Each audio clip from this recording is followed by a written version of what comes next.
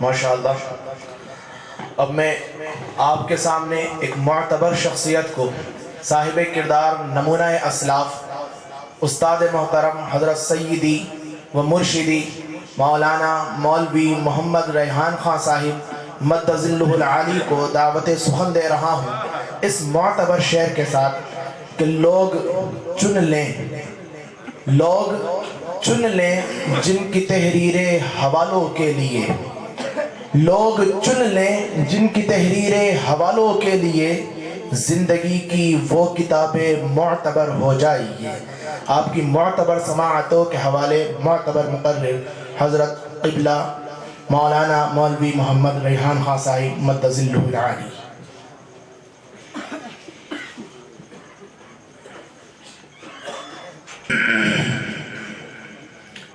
الحمد لله نحمده ونستعينه ونستغفره ونؤمن به ونتوكل عليه ونصلي على رسوله الكريم أما بعد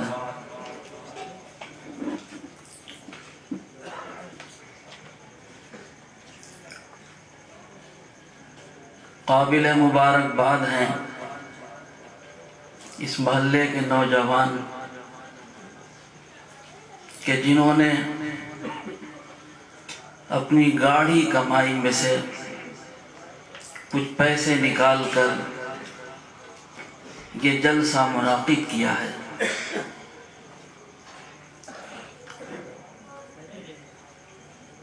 میں آج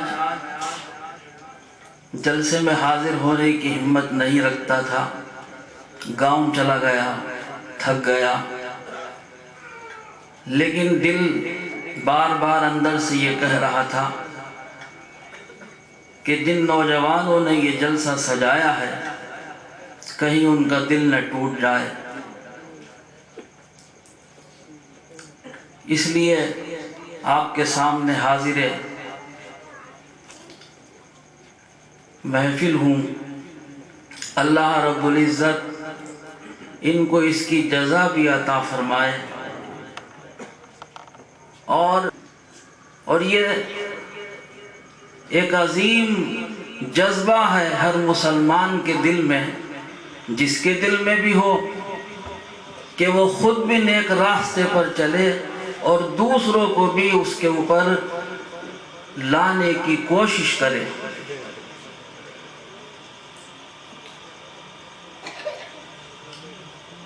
نبی کریم صلی اللہ علیہ وسلم کے لیے قرآن عظیم میں فرمایا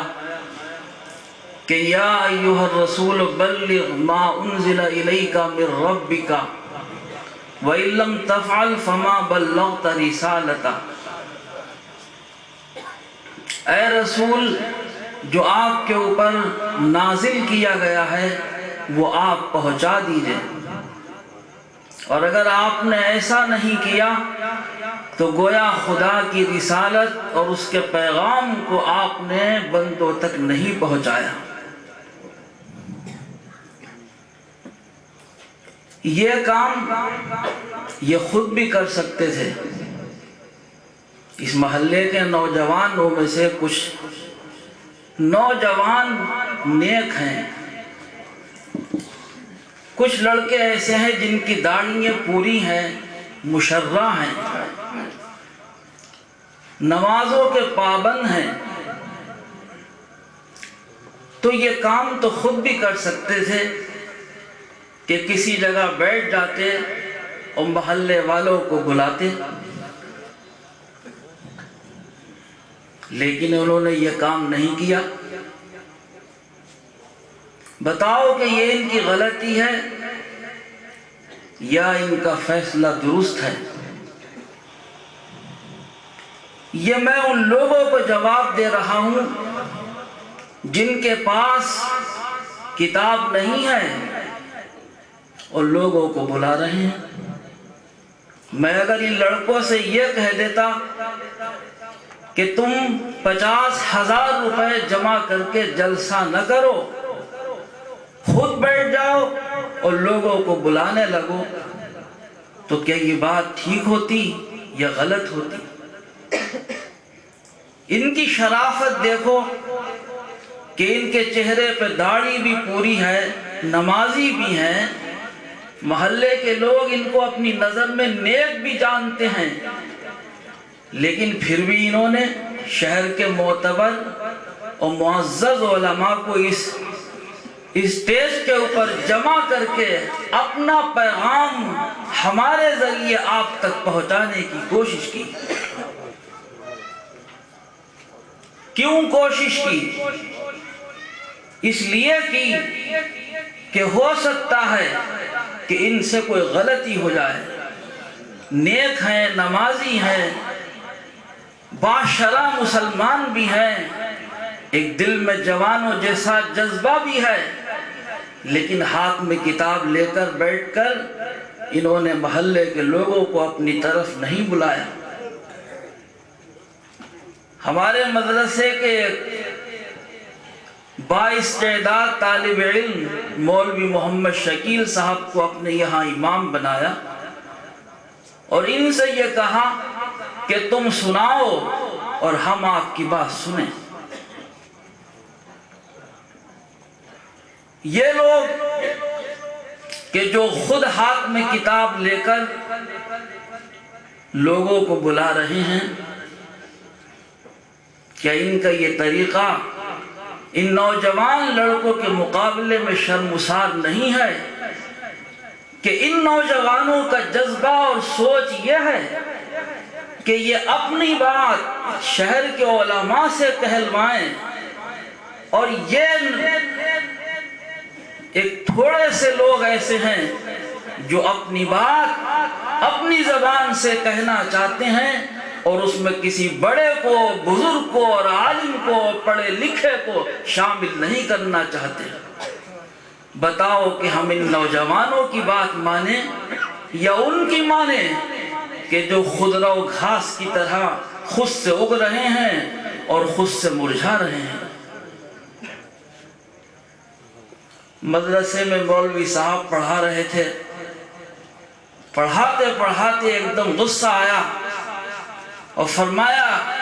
ایک طالب علم کی طرف مخاطب ہو کر کہ ارے گدھے، تو ابھی تک انسان نہیں بنا۔ تو وہ ایک دور سے آئے ہوئے تھے بھولے بھالے، انہوں نے کان لگا کر سنا کہ یہاں گدھے بھی انسان بن جاتے ہیں۔ دیکھو مولوی صاحب طالب علم سے کہہ رہے ہیں کہ ارے گدھے، تو ابھی تک انسان نہیں بنا۔ انہوں نے کہا کہ مولوی صاحب میرے پاس بھی ایک گدھا ہے، اگر آپ کہیں تو میں اپنا گدھا لا کر یہاں باندھ دوں، کیا وہ انسان بن جائے گا؟ وہ تھے غصے میں، انہوں نے کہا بن جائے گا، لا کے باندھ دینا۔ وہ گھر گیا اور لا کر اس نے اپنا گدھا مدرسے میں باندھ دیا۔ کچھ دنوں کے بعد جب وہ آیا تو اس نے یہ سوچا کہ اب تو بہت دن گزر گئے، میرا گدھا تو بہت اچھا انسان بن چکا ہوگا، لاؤ میں اس کو لینے چلوں۔ جب آئے اور پوچھا کہ حضرت کہ میرا گدھا انسان بن گیا، تو انہوں نے فرمایا کہ ارے وہ انسان بھی بن گیا اور انسان بن کے چلا بھی گیا۔ ارے تو انہوں نے کہا کہ بھائی یہ تو گدھا بھی گیا اور رسی بھی گئی، اس سے تو وہ گدھا ہی اچھا تھا کہ جب تک میرا گدھا تھا تو میرے پاس تھا، اب جب وہ انسان بن گیا تو میرے ہاتھ سے بھی چلا گیا۔ تو بھائی اب بتاؤ کہ کہیں ایسا نہ ہو کہ اپنا گدھا بھی ہاتھ سے جائے انسان بننے کی فکر میں، بس جو ہو وہی رہو، یہ بھی بہت بہتر ہے۔ خود پڑھ لو، یہ بھی بڑی بات ہے، دوسرے کو پڑھانے کی کوشش ہر شخص کے لیے اچھی نہیں ہوتی۔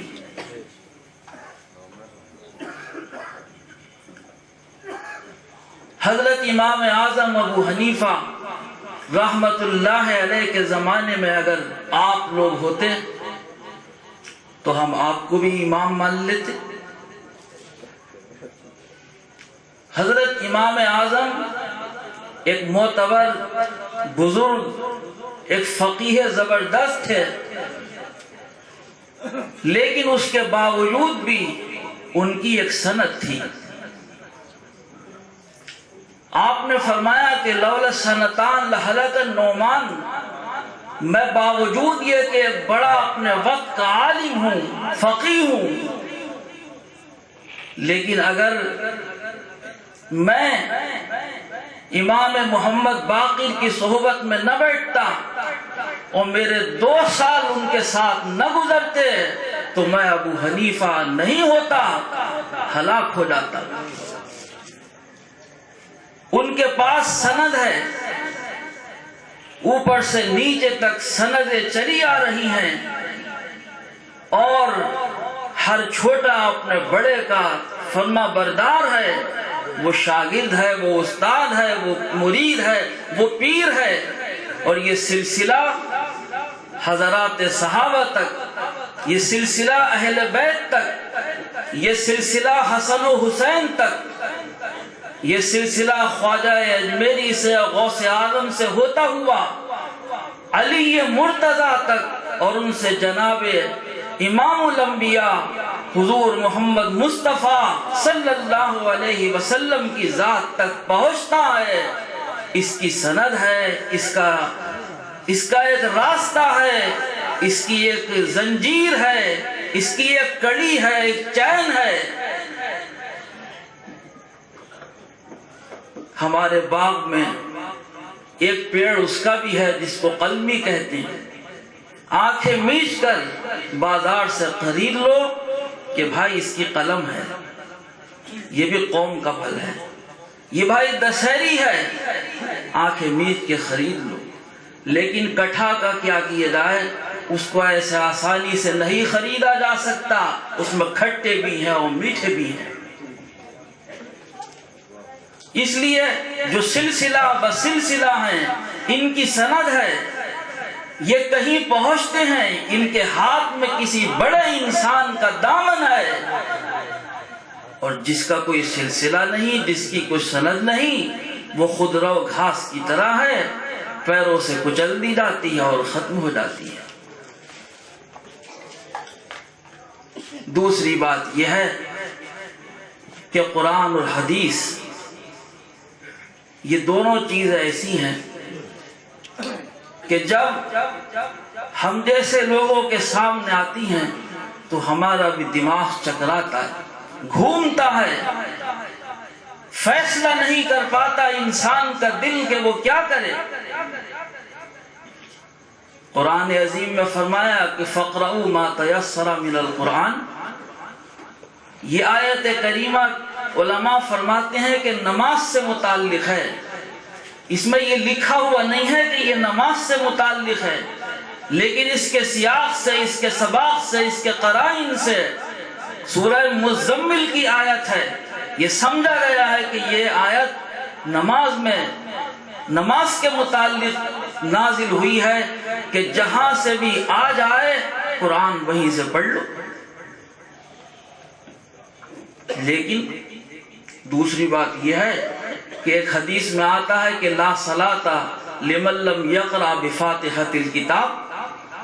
جس آدمی نے اپنی نماز میں سورہ فاتحہ نہیں پڑھی اس کی نماز نہیں ہوگی۔ اب آپ بتاؤ،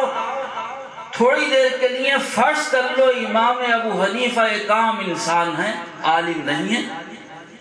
اور ان کے سامنے اگر یہ بات آتی تو وہ کیا سوچتے ہیں کہ ہم کہیں سے بھی قرآن میں سے اگر نماز میں پڑھ لیں تو نماز ہو جائے،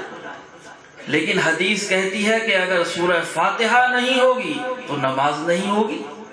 ان دونوں باتوں کو ملایا کیسے جائے؟ حضرت امام اعظم ابو حنیفہ کی سمجھ میں یہ آیا کہ سورہ فاتحہ بھی پڑھی جائے اور قرآن عظیم میں کسی اور جگہ سے بھی کچھ حصہ پڑھا جائے تاکہ قرآن پہ بھی عمل ہو جائے، حدیث پہ بھی عمل ہو جائے، اس میں کیا غلط بات تھی؟ آپ کی سمجھ میں بھی تو یہی بات آتی۔ اگر کوئی شخص آپ کے سامنے یہ کہتا کہ قرآن میں یہ ہے، حدیث میں یہ ہے، نہ قرآن کو چھوڑ سکتے نہ حدیث کو چھوڑ سکتے، تو پھر یہ سوچا جاتا کہ قرآن پہ بھی عمل ہو جائے، حدیث پہ بھی عمل ہو جائے، کوئی ایسا طریقہ نکال لیا جائے کہ دونوں باتیں پوری ہو جائیں اور دونوں پہ عمل ہو جائے۔ اگر امام اعظم ابو حنیفہ رحمت اللہ علیہ نے یہ سوچا تو غلط سوچا۔ ان کے سامنے جو باتیں آئیں، ان کے ذہن نے بھی تو اس بات کو سوچا، اس کو قابل عمل بنانے کی کوشش کی۔ ان میں سے کون سی بات ایسی ہے کہ جو میری اور آپ کی سمجھ سے ہٹ کر ہے؟ لوگ یہی کہیں گے کہ بات تو بہت اچھی ہے بھائی، قرآن پہ بھی عمل ہوا اور حدیث پہ بھی عمل ہوا، تو پھر برا کہنے کا کیا مطلب؟ جب ایک بات بالکل صحیح ہے،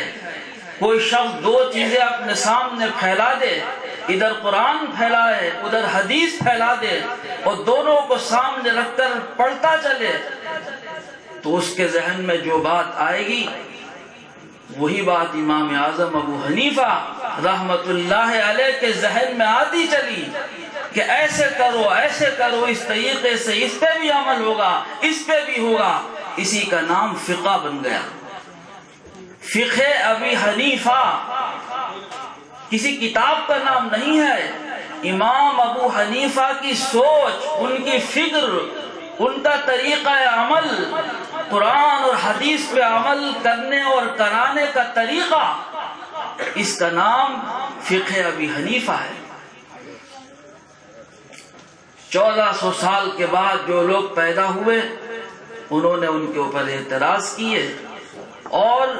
جو ان سے بہت کم وقت کے بعد پیدا ہوئے انہوں نے امام اعظم ابو حنیفہ کی تعریف کی۔ یہ علماء بیٹھے ہوئے ہیں، جانتے ہیں، یہ حضرت امام شافعی صاحب کا یہ مقولہ مشہور ہے کہ الناس عیال علی فقہ ابی حنیفہ،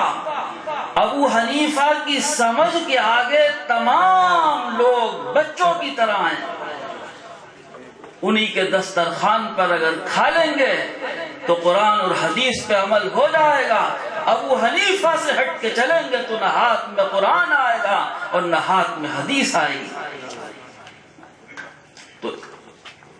امام شافعی جیسے امام نے ان کی تعریف کی ہے، ان کی سمجھ کی تعریف کی، ان کی ان باتوں کو ملانے کی تعریف کی، اور کچھ ایک زمانے کے بعد جو لوگ پیدا ہوئے انہوں نے ان کو برا کہا۔ تو وہ لوگ صحیح ہیں جو آج ان کو برا کہہ رہے ہیں، یا وہ امام اور پیشوا صحیح تھے کہ جنہوں نے 1000 سال پہلے ان کو بہتر کہا؟ شاید سن 4 صدی ہجری میں اگر یہ فیصلہ نہ ہوا ہوتا کہ 4 اماموں میں سے ایک امام کی بات ماننا ضروری ہے، تو دنیا میں کوئی فقہ شافعی نام کی نہیں ہوتی، نہ کوئی حنبلی ہوتی، نہ کوئی مالکی ہوتی، ایک ہی فقہ ابو حنیفہ ہوتی اور کچھ ہوتا ہی نہیں۔ کیونکہ ایک بڑا پیشوا، ایک مقتدی، ایک عالم وقت جب امام اعظم ابو حنیفہ کی بات کو اور ان کی سوچ کو صحیح کہہ رہا ہے تو دنیا کے سب لوگ ان کی بات کو صحیح مانتے ہیں۔ لیکن 400 سال گزرنے کے بعد جب امام اتنی کثرت سے ہوئے کہ ہر گلی میں امام، ہر محلے میں امام، ایک شہر میں 20 امام، تو علماء نے یہ سوچا کہ ایک شہر کے لوگ 20 اماموں کی بات کیسے مانیں گے؟ ایک گلی کے رہنے والے 10 اماموں کی بات کیسے مانیں گے؟ 400 سال کے بعد علماء نے فیصلہ کیا کہ ساری دنیا کے انسانوں کے لیے جو مسلمان ہیں، یہ فیصلہ کر دیا جائے